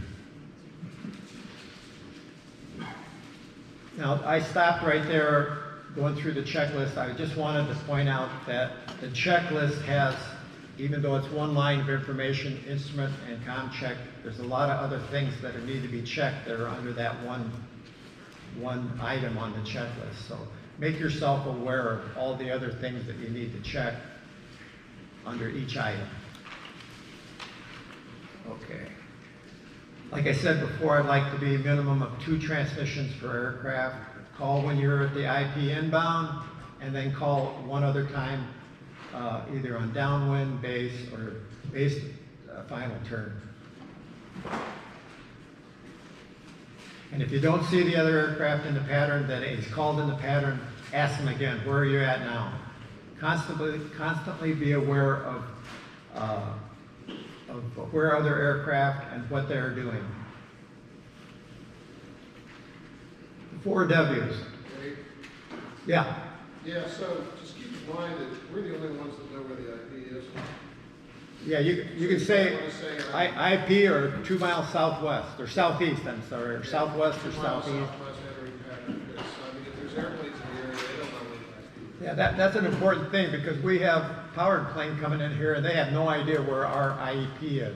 They probably don't. So you can, and as the tow plane is coming back from dropping off, let's say that we're taking off to the east and the tow plane is dropping someone off to the northwest up by the Red Gold plant. As the tow plane's coming back, he should be making a call and say, I'm 2 miles west of Alexandria, be entering a left downwind for runway 27. So when you hear the tow plane come in, pay attention to where he's at, because he's going to do, normally the tow planes do a wider pattern than the gliders. So when he makes a call, you should be looking for the tow plane, because you got to remember the tow plane's a low wing plane, and he can't always see down, and he could actually descend on top of you. So you need to be aware of where the tow plane is for your own protection. Go ahead, Tom. Yeah, on the inbound call, one of the reasons we say left downwind on a 45 left downwind is because that's the standard language for power pilots. So they'll know exactly where you are. Okay. So the 4 Ws, who are you talking to? Alexandria traffic. Who are you? Glider, 221 Charlie Whiskey. It's important to put glider in there too, because if it's a powered plane, he knows you then have right away over a powered plane. So that's why you say glider, 221 Charlie Whiskey. And where are you? At the IP, or I'm 2 miles southwest of the airport? And what are you doing? Inbound on a 45-degree heading for left downwind, landing runway 27, Alexandria. So you repeat Alexandria. Start out with Alexandria, and you end with Alexandria. Okay, STAR. STAR is just an acronym that you need to, when you're getting ready to do a job, I use STAR all the time. I came from the nuclear power industry where we had to think about what we're doing and how it's affecting the plant operations. Here we use it because we need to think about what we're going to do. We're going to stop, think about doing our job, don't rush into it, think about what you're doing and what's going to happen when I do this, what's going to happen when I deploy the spoilers. And then I actually do the act of deploying the spoilers. Do the job or task, and we're doing it safely. And the second A in STAR is for ask. If in doubt, you're doing something and you don't get the response you're expecting, then ask a cohort, ask the instructor, hey, this happened and I don't understand why it happened, could you tell me? And then when you've actually done the task, then you need to review it. Did everything I did make sense, and did I get the response that I was expecting? So you review what you did. If I didn't, what can I do to make the job safer the next time when I do it? If I didn't get it, maybe I did something wrong, and that's why I didn't get the response I was expecting. Okay, sterile cockpit rule. This is used primarily in the airline industry, but it can be used in any aviation. I have it on the checklist. You'll see it's on the last thing on the checklist. When you're getting ready to do the pre-takeoff checklist, the last thing I say is sterile cockpit. That means we're not going to be talking about, hey, I just planted the tomatoes, I think they're going to do good this year. When you're getting ready for takeoff, you want to keep your mind on the takeoff. How is it progressing? Talking about just the flight, not talking about anything else that, oh, my Tesla stock's doing real good right now. You got to buy some. Talk about flight safety. Critical phases of flight are ground operations, takeoff, and landing. That's when you should be using sterile cockpit. Airline industry, when they're coming in, they get below 10,000 feet, they're pretty much sterile cockpit all the time. They have cockpit voice recorders to ensure that if there's an accident later, they're looking at those kind of things. So we don't have cockpit voice recorders, but anyway. So if you're not using sterile cockpit, then your attention can be diverted from your primary task, and your primary task is either takeoff, landing, or ground operations when you're taxiing. 60% of all stall spin accidents occur during takeoff and or landing. Pilot in control must act to reduce distractions that interfere with the safe conduct of flight.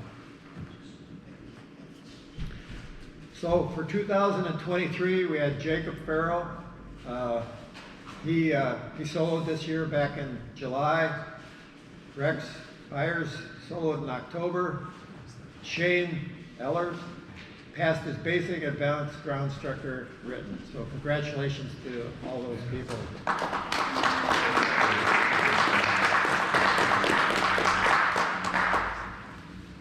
So for the new members of the club and the old ones, you might want to know that this year, 64 years of soaring over Indiana.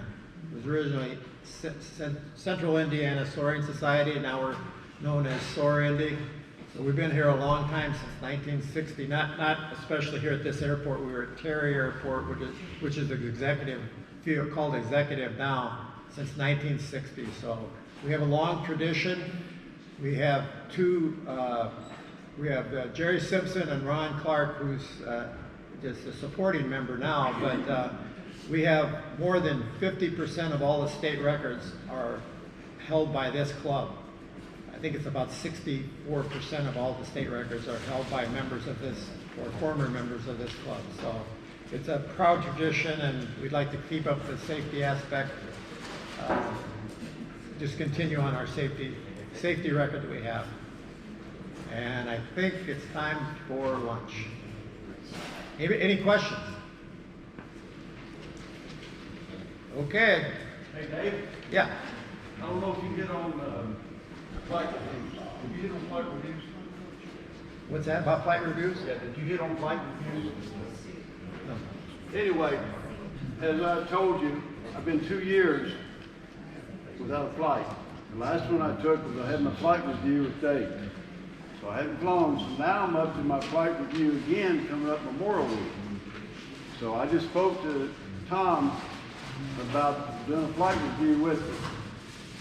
So it can get away from me before you know it. Now I've gotten so rusty, I told him, I said, I gotta do some ground school. Because I'm afraid to go up and do any flying, me being a newer pilot, I'm afraid to actually go up without doing a little bit of ground school.